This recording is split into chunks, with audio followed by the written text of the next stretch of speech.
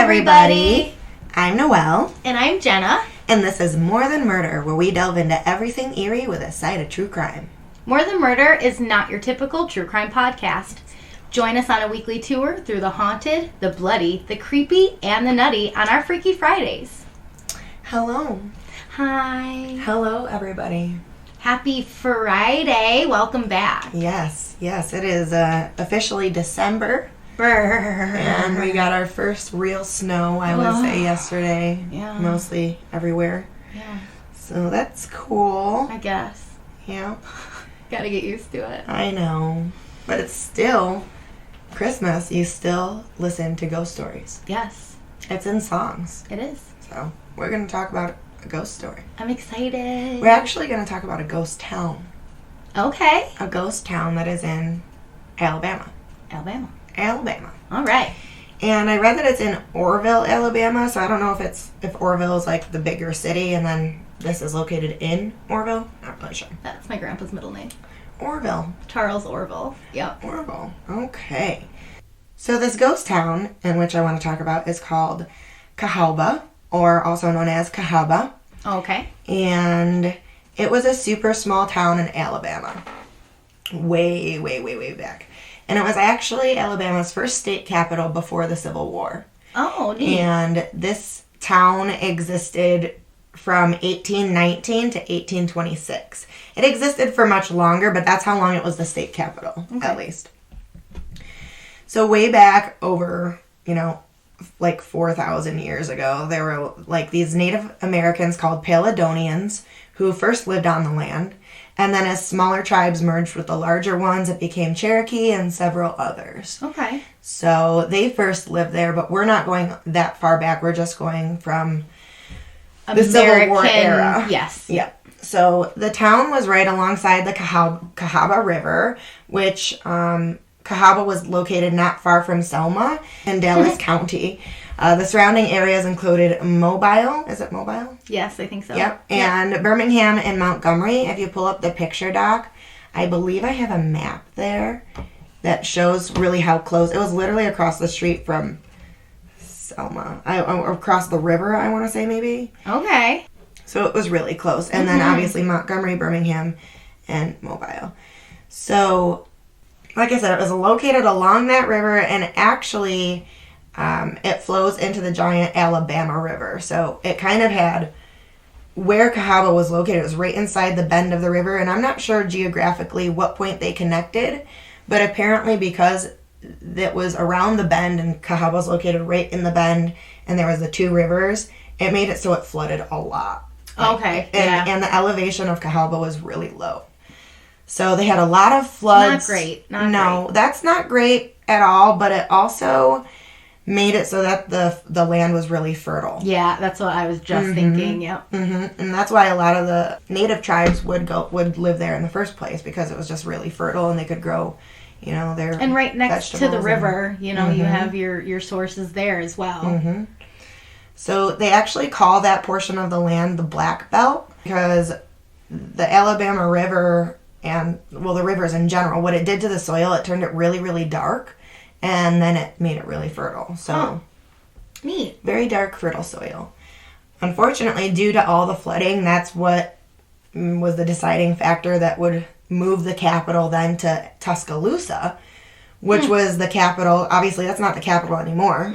That was the capital until 1945 when Montgomery became the capital. So I'm not sure why. Just keep your capital where your capital is. I get the whole Cahawba, why you would move that, of course, because of the flooding, but well, pick one that has a better elevation in the first place. Pick a central location. That way you're away from rivers and oceans or whatever. I hear you. Anyway, we can't all pick, where we place our state capitals, so. Yeah, true that. Yeah.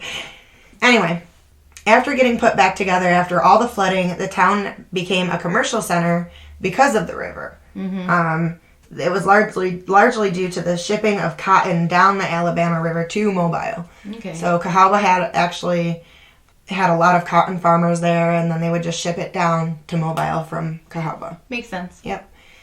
In 1859, there were train tracks that were built which helped the town and economy boom a little bit more. Supposedly, just before the Civil War, around 3,000 people lived in Cahawba. So it became quite a big, small town for being for that the time period. Yeah, 1860. In the town, there was, of course, a church, which was St. Luke's Episcopal Church, and it's one of the still existing buildings there today. Okay. And it's really beautiful. It's all made out of wood. Obviously, at that time, they probably made most things out of wood, unless you were, had a lot of money, then you could build things out of brick. Mm-hmm. So this church was made all out of wood, and it was like this Gothic style architecture. There was also a really large brick mansion that was owned and built by Stephen Barker. And there is no picture of this. Like, there's a lot of buildings that just don't exist anymore. Yeah, that makes sense. After people just completely abandoned it one time. Over 100 years. Yeah. So in 1860, Barker built a white brick 2-story building as slave quarters, which I think you see there. Yep. Now, that did not have the columns at first, I guess. Those were added later. Barker and his family would later move into the slave quarters as a result to his mansion being, burning to the ground. I don't know what happened. They don't have, much info on it, but... Mansion burned to the ground. Hello, table. Hello, hand. The slave quarters would eventually be owned then by the Kirkpatricks, who I believe was some sort of relative of Barker. And he's who added the columns in the front of the building. I guess he wanted it to have, when he was going to get married to his wife, he wanted to make it look nicer or something, and added columns.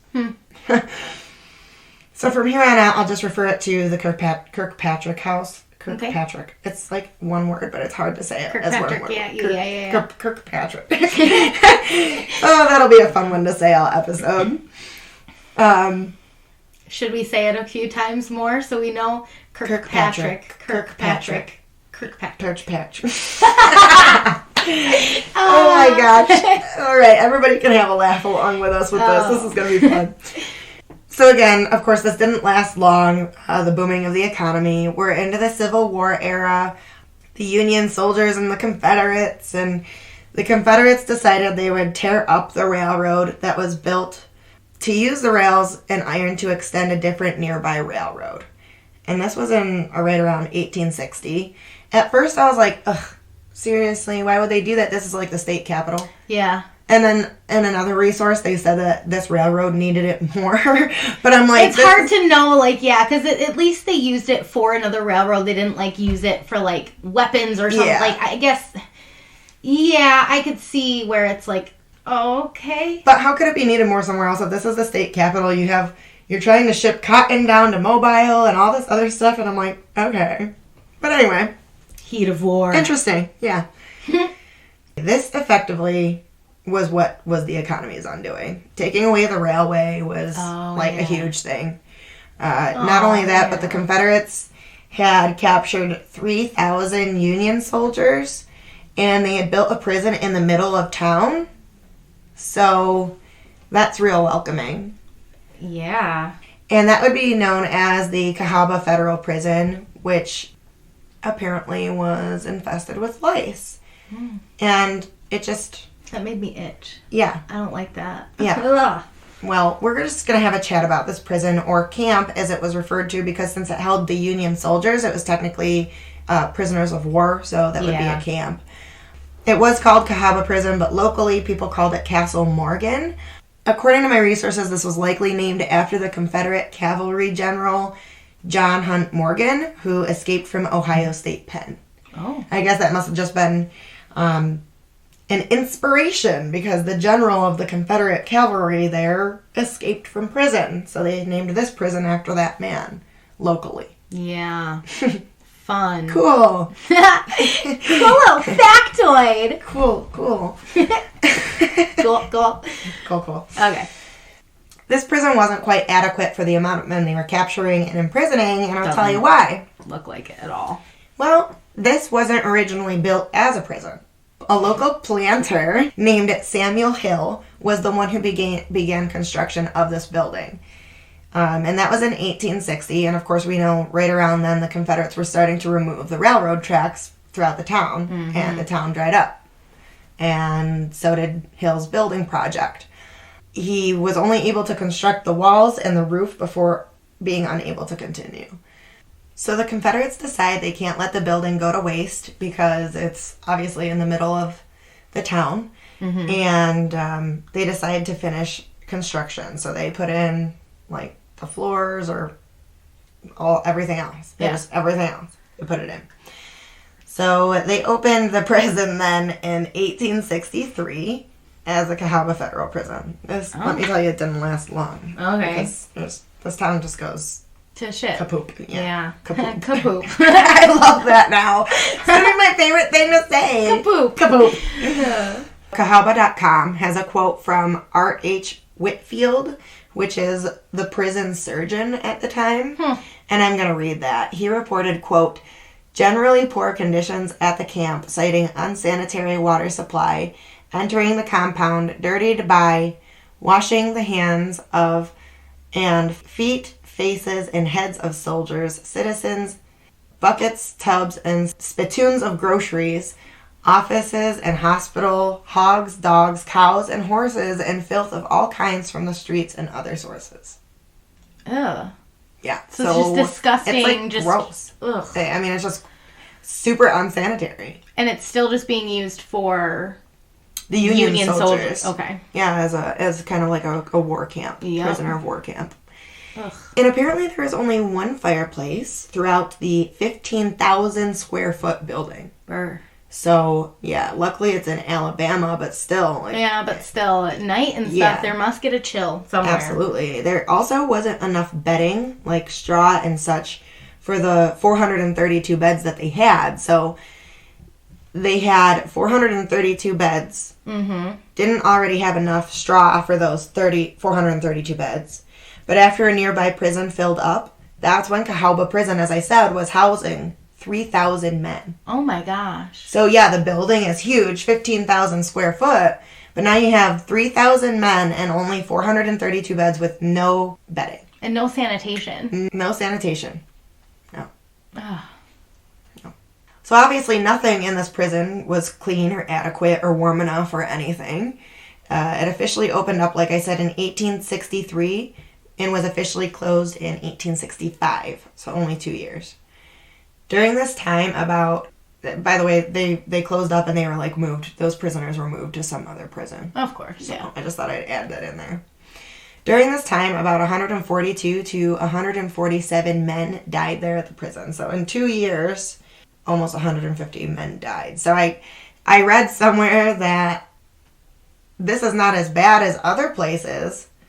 But I'm also wondering, like, what time span are they considering? Because this is only 2 years. 2 years, yeah. And that's already 142 to 147 people in 2 years. Yeah. Yeah. I know that other prisons may have had, like, maybe this prison wasn't abusive or whatever, but they certainly, it just wasn't clean and everything. No, it was not a great place to be. No. At all. So another flood struck the town in 1865, which is the year the prison closed up. That was the point where they were like, yeah, okay, we've tried this once, we've tried this twice, and we aren't trying a third time. Everything, like the governmental seats and positions and everyone who lived there picked up and moved over to Selma or elsewhere, abandoned again. Yep. This time for good. So, okay. What happened and what was left behind? Many buildings in the town were literally moved and relocated. Like, I would assume the wealthy, probably, because I read about a lot of mansions being built by several people, but there are no, like, mansions really left. How do you just, like, up and take your mansion? Well, you can. There are ways. I mean... I know, but, like... I mean, it's just crazy that they would have that kind of wealth to be able to just Yeah, because I feel like we do that nowadays for, like, tourist attractions and, like, to remember. Mm-hmm. But, like, back in that day, like, that's a lot. Mm-hmm. Well, just like the lighthouse that we were at, you know, they moved that several times because, well, parts of, you know, the beach are chipping away, so they have to move it so it doesn't go into the ocean. Crazy. But yeah, it's just it is crazy, and it's crazy that so many of them were able to do that because, like I said, there's not much left there. Well, it shows how booming this town was. Mm-hmm. And how wealthy the people could have gotten in that town. And there's hardly much evidence of it anymore. That's crazy. So, Yeah, the rest of the buildings experienced flood damage, obviously. Probably kept flooding and flooding throughout the rest of the years, I assume. Yep. And fire damage. Obviously, they became run down and fell apart. And just most of the town has also been, like, consumed by nature, weeds, wildflowers, and vines. And my favorite thing, Spanish moss hangs off the trees and a lot of the things that are left there. I know. Still remaining from what I can see, just from being, online, is the church, the Kirkpatrick House. That was a good one. And remnants of other slave cabins. There's a trail that leads to the slave cemetery, and I think I included that picture for you somewhere in there. And I read that the foundation to the cotton warehouse / prison still remains, so like just the foundation still remains. Still neat. Yeah, I think that's pretty cool. So there's also a traditional schoolhouse with just one room. Pretty creepy old regular schoolhouse, and there's also this other wooden structure, which, as you see, I think in the picture, it's like, it's kind of nice. Like, it looks like it yeah, I see it what looks you like mean. it would have been like a really nice home at the time. Yeah. And that was known as the Fambro Arthur home. So I don't know who Fambro Arthur is. I didn't do too much research on it or their history, but I can presume it was built and owned by someone Fambro with those Arthur. names or that last name. Yeah. So. Yeah, it's very nice. Yeah. Very, very nice. I mean, for being as old as it is and run down, it looks like, So, of course, there's those empty ghost town roads, and for some reason, I find them particularly creepy. Like, being on an empty road in a ghost town is different than being on a, like, regular empty road. I get that, regular booming town. No, I get that. There was a mansion built by Richard Crocheron. I will say it's pronounced that way because my eyes, the way this is spelled, everyone wants to say Crocheron. Yeah, Crocheron. It definitely looks like a Crocheron. It looks like a Crocheron. Croch, so crotch, and then there's Eron, so Crocheron. How are you saying that? Crocheron on the floor. Crocheron on the floor. So, a mansion built by Richard Crocheron also burned down and left behind the Crocheron columns, which are just a few round columns in the middle of just like a grassy area. Creepy, really, but I love it. Yeah. Visitors can also see other chimney ruins, basements that have fallen in on themselves, and the Perrine Well. The well is pretty cool because it was known as the deepest artesian well in the world at the time, being like 700 to 900 feet deep. Oh. So is that deep? Yeah, I think that's pretty deep. Up at my parents', our well is like 200 or 240 feet deep. Okay, so it is pretty deep. Almost 1,000. Yeah. Okay. What's going on there? The Perrine Well belonged to a man named Edward Perrine, who became a wealthy plantation owner, and he built a huge brick mansion. So he actually took the water from the well and piped it throughout his home to keep it cool. Brilliant. So it was considered the first, quote, air-conditioned home in Alabama at the time. Man, way ahead of his time. Yeah. Today, Cahawba is just a famous ghost town. With it being so old and historic and mostly covered by earth, it's now known as the Old Cahawba Archaeological Park.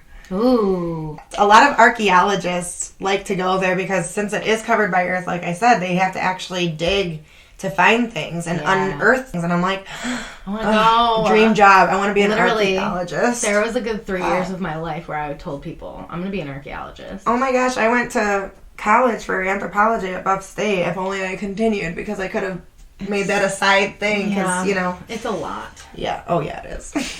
And I'm really not that good at science. Science includes math. Yeah. Count me out. Mm-hmm. I'm better at talking.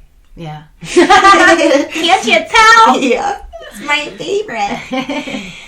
All right. So the park is now owned and maintained by the Alabama Historical Commission because it was ruled a landmark, a historical landmark. The town, obviously. So cool. It is free for visitors to explore. There's a visitor center and a picnic area. I love that. The park grounds are open from 9 to 5. I did see that St. Luke's Church is in need of upkeep and repair, and they are taking donations to help with that currently. So hopefully they're able to keep that going, because it really is a really cool looking, like, wooden cathedral like church. It is, yeah. I've never really seen one made of wood. Yeah, it's super neat. So we're gonna get into the ghost stories. Okay. So Cahawba being a ghost town with sort of a war-torn Civil War energy vibe, it's obviously a big draw for both history buffs and people who search for ghostly things alike. Makes sense. Here are some of the stories that I've read, and most of them come from this nighttime haunted history tour that I think only takes place once a year for visitors to attend there. And it's the only time visitors are allowed in at night. Aww. Yeah, so once in a whole year you're allowed to go in at nighttime, which... kind of bummer. Maybe that's actually why there's not a whole lot of ghost stories, because, I mean, think of how many times we encounter things during the day. You know, the energy just isn't as much, you know... Yeah. I think that things happen more at night. I hear you. And maybe that's why there's not a lot of ghost stories, because if somebody says that they've been there at night, they gonna get in trouble. Mm-hmm. So there is a book called Haunted Alabama Black Belt. So the whole Black Belt area, remember? Yes. Around the river, because the soil. So it's the whole Haunted Alabama Black Belt area. Nice. And the book is by David Higdon and Brett Talley, if anyone wants to check it out. I love me some haunted area books. Heck yeah. So this obviously talks about the haunted history of the Black Belt area in Alabama. These stories first come from... pause. Alabama, pause. The stories I'm going to tell you come from the inspiredsoutherner.com. So it's inspiredsoutherner.com. And the article was written by a Cara Kennedy. And it seems to be maybe her experience. And when she went on this nighttime haunted history tour there in Cahawba. Cool. So these are the stories she heard from her guides on the tour. So there's a famous story that was even mentioned on the Cahawba website of Pegu's ghost. I guess Pegu was a colonel back then and lived in Old Cahawba. I'm guessing in a mansion. It seems like all the old white men did that then. And a couple was taking a romantic stroll by his mansion. At this point, Pegu had passed. I'm assuming, based on this story. They were taking a stroll by and through this maze of cedar trees that I believe, it seems like, from what I can gather, were behind Pegu's mansion somewhere. Okay. So maybe in his big old property, he had like this beautiful maze of cedar trees, and that's where they were walking. And they saw what the couple described as a ball of light, so what we know now as an orb, that was darting from one side of the pathway to the other as they were like walking. And the orb would come near them and then disappear back into the bushes. And then it reappeared right next to the guy as he was just walking and kept walking with them. Ooh, creepy. So they thought maybe it was just like a trick of the moonlight because, you know, even back then we're trying to rationalize what the F is going on. Yep. And they finished their walk, they went where they were going to go, and decided that they were going to retrace their steps on the way back to see if anything was there. Sure enough, the orb appeared again. And this time, the man tried to reach out and touch or grab the orb when it got close enough, but it darted away and wasn't seen again that night. Huh. So... spooky. I did not see why they call it Pegu's ghost, but I'm guessing that since... From that what I gathered, it was must have behind been, there, and that's why they would assume that it was by him and right. where he was hanging out. Yes, that's the thing about some of these stories and this research. You really have to kind of put together the pieces. Yes. And make your own judgments on what's going on. This tale was in the 1860s when the couple had seen and saw this. This was like really long time ago in the 1860s, so it shut down in 1865. A little bit before that, this is when this couple was walking through and saw that happen. Apparently, throughout the history of Cahawba being a park and a place for people to visit, the groundskeepers have heard voices speaking to them in the cemetery. Ooh. Obviously, no one else was there but them, because it's closed and that's when they do their ground stuff, and it's at nighttime. And that's that's what they would hear, is voices speaking to them in the cemetery. Some professional photographers and videographers reported having strange lights and shadows when they look back at their pictures and videos, and this was while in the cemetery. Now remember, this is like a slave, this is a slave burial ground. There is hurt and tormented energy here, and I would very much assume that it's very much energy charged, and there are probably a lot of spirits there, So I guess some school groups have reported hearing strange sounds while they're observing the tombstones as well. So like during the day when school groups come. Man, I want a field trip there. I know. Why can't I get a field trip there? Right? Oh, the guides themselves have had their own experiences that they couldn't quite explain also. Yeah. I didn't hear what that was, but so to quote the article on Inspired Southerner by Cara, quote, "One of the scariest stories we were told was about Herbert, the grandson of one of the descendants of the Kirkpatrick family. Herbert spent the summer with his grandfather at Old Cahawba, and when he returned home, he told countless stories about Gat, the gentleman at Old Cahawba who watched over him while he roamed the grounds. Herbert's brother told him that it was impossible for Gat to have watched over him because Gat died before he was born." Interesting. That is interesting. Yeah. I thought that was like, ooh. Gives me a little bit of goosies. For real. So I guess the old Barker Kirkpatrick home is still standing, but what was the slave quarters. So that white building. It's too dangerous and run down for regular visitors to tour inside, but of course, some paranormal teams have gotten permission to be able to have their own tours in there. We need to do it. Yeah. The More Than Murder Paranormal Group. Okay. MTMPG. Yes! Oh my god. I really like that. I do too. We're a paranormal group. Tam. Yes, tam. We're a paranormal group now, guys. We are a podcast. We are a production company. We are a paranormal group. We are all sorts of things. Everything. Yay, exciting. This is how ideas start. Yes, right here. Thank you for coming to our brainstorming session. It's been our TED Talk. Okay.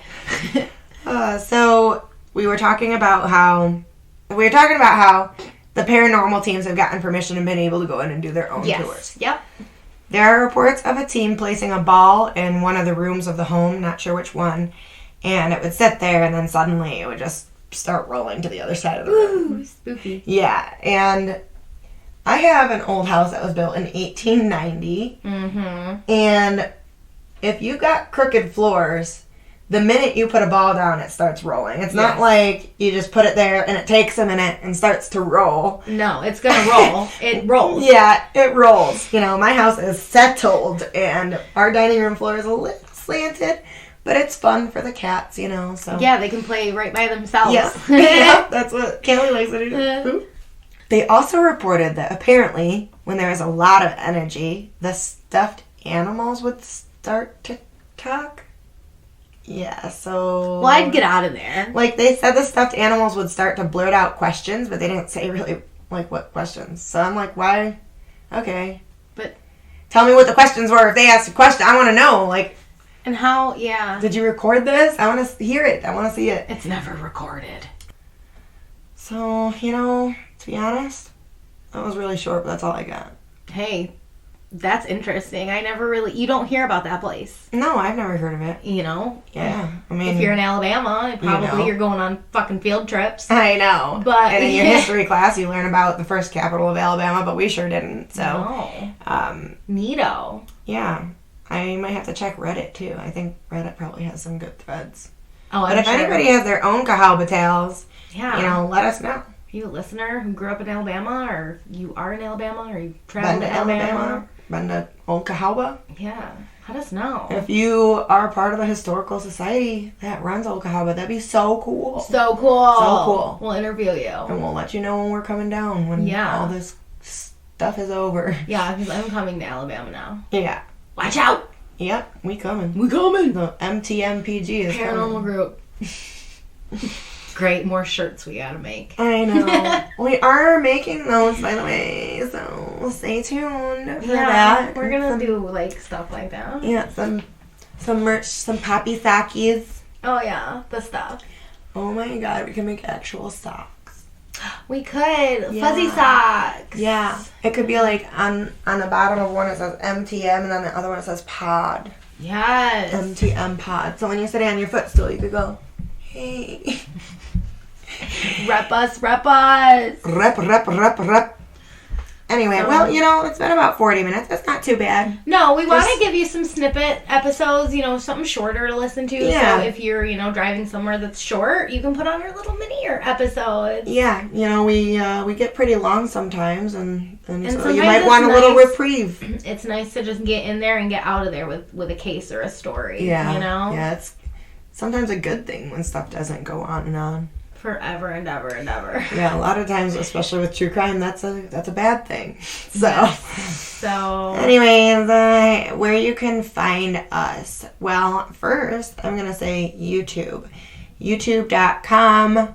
You just type in More Than Murder, scroll down a little bit, and you'll find us. I would give you a cool little link to follow, but there isn't one because we don't have a cool little link to follow for it yet. That's like specific to us. It's just a big old URL. Yeah, we're not about to shout out, A72B / colon / underscore. Anyway, so you could go to YouTube. We will make videos to put there. We're just not sure what. We'll figure something out. Subscribe. That is so important. Just subscribe. And share, subscribe, comment, and do all that stuff on all of our social media platforms that you are on. And just follow and share. And where can they do that? You can do that on Facebook at More Than Murder. And Twitter at More Than _murder. And Insta at More Than Murder Pod. Yes, I am. I'm all Miss P. So anyways, if you have any stories you particularly want to hear or want to share, or like I said, if you've been to Old Cahawba, if you want to say hi, if you want to say what's up, if you want to say that you're bored, we'll say what's up, we're bored too. Email us at morethanmurderpod@gmail.com. Email us at the Gmail. Do it. Do it. Do it now. Do it. Do it. Anyways, if you guys watch us live on Facebook, we will be there for you to watch. Later this evening, because you're listening to this now, I'm assuming it's Friday. We're there on Fridays. Yeah, and every Friday. So be there or be square. But squares are good too. So be there, just don't. Yeah, I guess that's true. Yeah. But you have to follow us on the Facebook to see that live stuff, man. Because that's where we do that. Mm-hmm. So do it. I can download our lives and put those on YouTube, so maybe that's what I'm going to get my butt home to do later. Yeah, but we also want to talk to you live, too. Yes, we do. So join us live. And it's pretty weird, I guess. You could download a video to YouTube that's live, but nobody will see the comments. Oh. And then it'll just it's just us talking, weird. Which we are. Oh my gosh. Yeah, we're not going to put the lives on it. We could go live on YouTube sometimes. We can't. Let us know in the, the email, at the Gmail. The email. Let us know where you want us. Let us know. Sorry, I got off track there. I prefer to stay live on the socials. Facebook and then or YouTube. What do you want? Yeah, I think, in my personal opinion, live on the Facebook. And recorded fun stuff on on YouTube. Yeah, watchable content that is fun. We will figure something really fun and awesome to do. Just give us time or give us your input. Maybe we'll have a bunch of different stuff that we do. Yeah, so let us know. It's not like we have lives. Yeah, we try. All right, yeah. Well, we will see you later, and we will talk to you next Friday. Friday week, whatever. Next Weeky Friday. We love you guys. Love you. My computer is still not turned down. Oh my gosh. Thank you. One day, guys, we'll get this right. One day. Thank you for staying. We love you. Bye. Bye. Bye.